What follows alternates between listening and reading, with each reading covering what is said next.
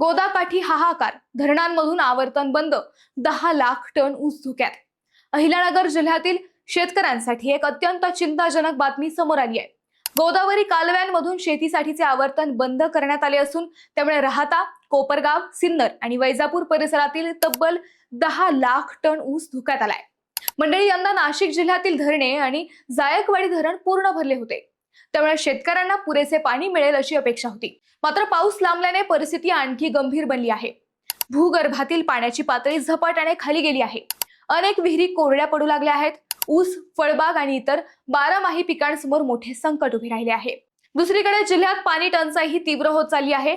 सध्या 140 गावे आणि 813 वाड्या वस्त्यांना टँकरद्वारे पाणी पुरवठा केला जात आहे.